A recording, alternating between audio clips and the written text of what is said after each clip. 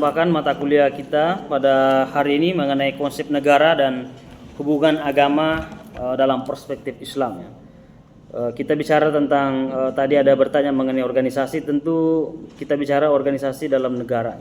Kalau organisasi sebagaimana biasanya kita pelajari ya sekumpulan orang atau berkumpulnya berbagai orang atau beberapa orang untuk tujuan bersama.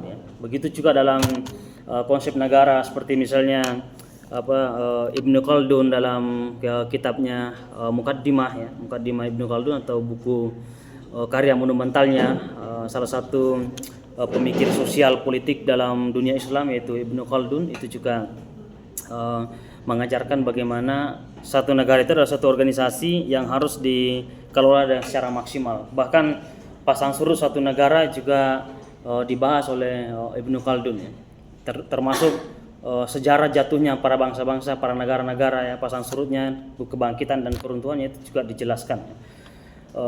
Sebelum itu ada tokoh-tokoh yang lain seperti misalnya Al-Farabi, ya. Al-Farabi juga mengatakan bahwa yang paling pertama yang harus diutamakan adalah pemimpin, ya.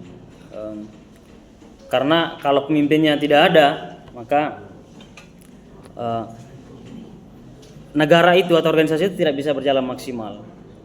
Kalau Ibnu Khaldun bahwa organisasi itu dulu yang ada, ya, organisasi dulu yang paling penting, kemudian dikelola secara maksimal. Kedua pandangan tokoh ini tidak menjadi persoalan. Yang jelas tadi ada pertanyaan yang menyambung pertanyaan yang kedua mengenai politik substansial dan politik legal formalistik. Ada yang ingin berkomentar apa itu substansi? Pernah dengar substansi?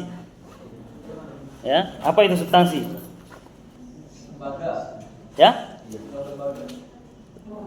Apa lagi? Ada yang lain?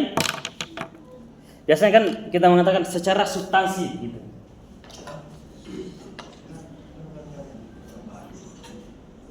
Substansi dan formal.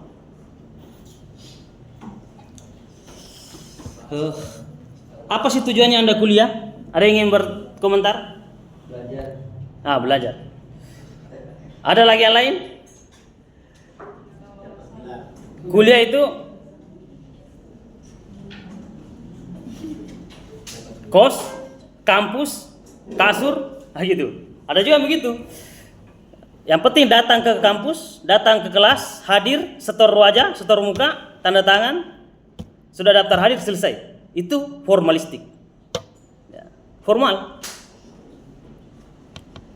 Ya. Kalau substansi, ya, apa yang kita lakukan, ya, buku apa yang kita baca, referensi apa yang kita gunakan, ya, apa yang harus diperdebatkan dengan dosen, buku apa yang dipakai dosen dan buku apa yang harus kita gunakan. Nah, itu substansi, gitu kan. Ada mahasiswa yang mengejar IPK 4, 3,5, 3,8. Ada mahasiswa yang jelas otaknya yang berisi, ya, bukan ijazahnya. Nah, ijazah itu formalistik, ya, kehadiran formalistik, tapi substansinya apa? Itu namanya substansi. Nah, begitu ya dalam politik. Demokrasi misalnya di Indonesia, setiap pemilu setiap orang punya suara, itu formalistik, gitu. Tapi bagi Plato, ya, dalam karya politiknya, ya, bahwa tidak semua orang itu berhak bersuara, sebab yang hanya mengerti demokrasi saja yang boleh bersuara. Mengapa? Karena dikhawatirkan disalahgunakan suaranya. Itulah yang terjadi, ya, pemilu yang lalu, ya. Masyarakat bisa diberikan bansos. Suaranya bisa berpindah karena diberikan sesuatu, bukan karena murni mengerti politik. Nah, substansi bicara keadilan. Ya. Oke. Substansi itu bicara keadilan, kejujuran. Itu semua namanya substansi. Apa sih substansinya kita bernegara, berpolitik, gitu. Ya. Kalau formalistik, yang penting lawan kalah. Kalau substansi, kalah tapi terhormat, ataukah menang secara terhormat. ada kejujuran, ada keadilan gitu. Itu namanya substansi, dan ini yang masih sulit kita jumpai di Indonesia ini. Dan selama ini yang berjalan demokrasi atau politik yang secara legalistik, formalistik gitu ya. Hanya tokoh-tokoh filsuf lah ya, atau orang yang cenderung ke filsafat lah yang selalu menguliti itu yang substansi. Seperti misalnya Rocky Gerung, pasti selalu mempertimbangkan apa substansinya. Makanya selalu berbeda pendapat dengan siapapun karena dia melihat sesuatu secara isinya, kualitasnya. Ya, substansi itu kualitas. Sama-sama dalam pemilu, sama-sama sepakat ada pemilu. Di sini juga ada pemilu. Tapi bisa menggunakan segala cara. Yang penting kan suara banyak.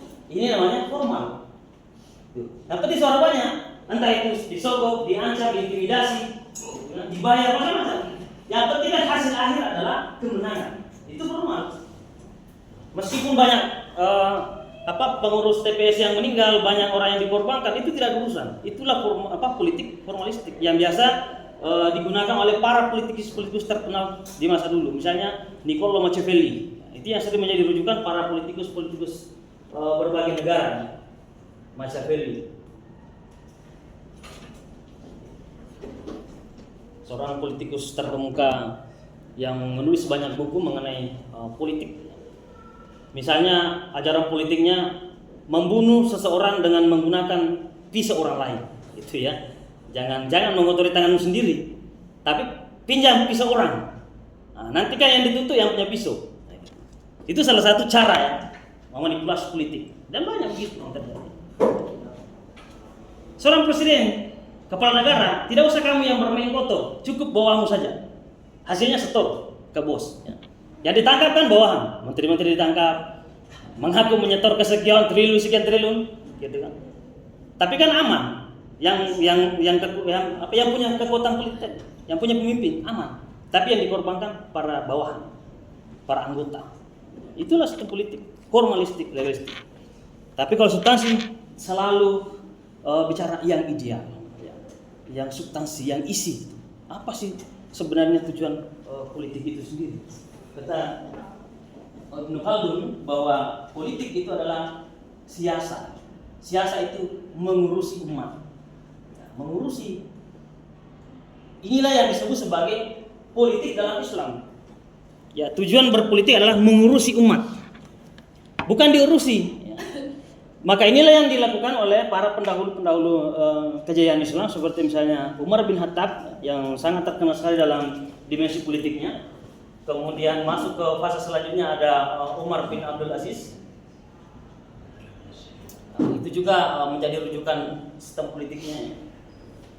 Umar bin Khattab keliling terus setiap hari, ya, keliling ke warganya, mengecek langsung siapa yang mengalami kemiskinan, siapa yang menderita, siapa yang mengalami ketertindasan, itu dicek satu persatu. Dan itu bukan ajudannya yang membawakan makanan kepada orang miskin, tapi dia sendiri yang memikul. Karena dia memahami betul bahwa pemimpin itu adalah tanggung jawab yang sangat berat. Itu tanggung jawab yang sangat berat. Beda sekarang ya. Orang lain bisa dikorbankan, yang penting kita bisa bersenang-senang. Itulah masih formalistik. Itu yang sangat membedakan. Umar bin Abdul Aziz, dalam sejarah, ketika Anda membaca sejarah, ya, hampir semua sejarawan mengatakan bahwa di saat pemerintahan Umar bin Abdul Aziz, semua persiapan sembako yang ada di gudang negara, ya, yang sekarang misalnya di Bulog, itu membusuk, rusak. Kenapa? Karena tidak ada satupun orang yang bisa berhak menerima bantuan dari pemerintah. Gitu. Anda bayangkan saja, berarti pemerintahan ini telah sampai kepada sistem keadilan dan kesejahteraan rakyatnya. Kalau kita kan masih sebatas undang-undang itu, mensejahterakan rakyat, undang-undang, kemudian Pancasila macam-macam itu. Ya. Keadilan sosial masih slogan-slogan formalistik. Belum kita sampai ke sana, belum. Tapi pernah ada orang yang sampai ke tahap sana. Anda membaca mengapa persiapan kebutuhan pokok dalam satu negara di masa pemerintahan Umar bin Abdul Aziz itu tidak bisa dibagikan karena tidak ada satu orang pun yang berhak menerima bantuan seperti ajaran Islam. kriteria orang yang berhak menerima, ya, menerima zakat, menerima bantuan. Itu tidak. Nah, coba kalau Indonesia begitu ya, itu luar biasa itu. Tapi di Indonesia ya orang kaya pun pura-pura miskin untuk menerima bantuan. Ya. Nah itulah yang membedakan. Nah kita bersyukur bahwa konsep negara kita di Indonesia itu juga punya relevansi dengan agama Islam, atau bahkan berdirinya bangsa Indonesia atau negara Indonesia itu karena perjuangan para pendahulu yang Muslim. Tidak bisa lepas dari kontribusi itu. Kita bisa melihat dari Piagam Jakarta ya, kemudian perkembangan selanjutnya. Meskipun itu berusaha disingkirkan, tapi dalam sejarahnya tidak bisa, karena memang punya andil yang cukup besar. Dan itu ditulis dan direkam berbagai media, termasuk negara-negara yang lain. Dan pada saat ini kita menghadapi satu batas wilayah teritorial. Pada saat ini kita tidak bisa hanya wawasan Nusantara. Sudah ada yang pernah membahas ini? Wawasan Nusantara? Ada kelompok yang sudah membahas wawasan Nusantara? Ya? Belum ya? Oh ya, nanti dicek ya. Apakah kelompok 4 memang temanya ini ya, ataukah wawasan Nusantara? Karena mestinya ini ada ya, ada baik itu kelompok 3 atau kelompok 4 atau kelompok 5 ya, itu mesti ada wawasan Nusantara. Karena itu bagian pokok dari kewarganegaraan. Nanti dicek kembali ya. Kalaupun misalnya memang tugasnya kelompok 4 itu, maka kelompok 5 membahas wawasan Nusantara. Kalau misalnya kelompok 4 tugasnya wawasan Nusantara. Ya? Agama negara. Oke, berarti nanti kita cek wawasan Nusantara siap kelompok berapa ya. Oke. Kelompok 3 kemarin bahas apa? Siapa yang kelompok 3? Masih ingat pembahasannya? Ya?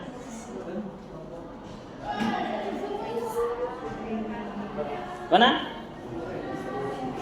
Kelompok 3 bahas tentang apa? Gimana?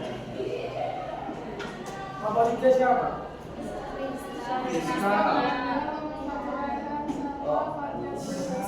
Itu bahas tentang apa? Nusantara. Jadi ya ketahuannya masih kuliah formalis, legalistik formalistik begitu. Belum begitu membekas ya ilmunya gitu. Ya.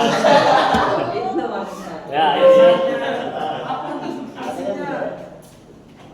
Nah, wawasan Nusantara ini kemudian membatasi kita kepada perbincangan tentang negara-negara kepulauan, tentang Nusa dan Tara. Nusa dan Tara. Nusa itu adalah satu bangsa, satu kepulauan berbagai pulau. Maka dulu ada lagunya satu nusa, satu bangsa. Nusa itu artinya berbagai pulau, beberapa pulau atau wilayah. Kemudian antara itu ya disatukan. Jadi wawasan Nusantara itu adalah kesatuan pemahaman atau pandangan kita mengenai teritorial kenegaraan kita. Nah, selanjutnya tantangan terbesar selanjutnya adalah kita tidak bisa terjebak hanya pada wawasan Nusantara, ataukah pemikiran kita dibatasi oleh tembok kenegaraan. Kita harus melompat keluar wilayah teritorial kita melalui dunia, dan itulah yang terjadi hari ini. Bayangkan Amerika berperang dengan Iran, Israel berperang dengan Iran, dampaknya ke Indonesia, dampaknya ke seluruh negara, termasuk Indonesia. Bagaimana kapal-kapal minyak kita tidak bisa melewati Selat Hormuz? Itu artinya kita ditantang kewarganegaraan, tidak bisa hanya bicara tentang lokalitas keindonesiaan dan kewarganegaraan kita. Kita harus memiliki wawasan yang global. Maka itu tantangan berat dalam kewarganegaraan. Di satu sisi kita harus mempertahankan integritas kita dan cara pandang kita mengenai Nusantara, tapi di sisi lain setiap hari kita disuguhkan informasi-informasi yang tak terbatas. yang transnasional atau multinasional atau secara global.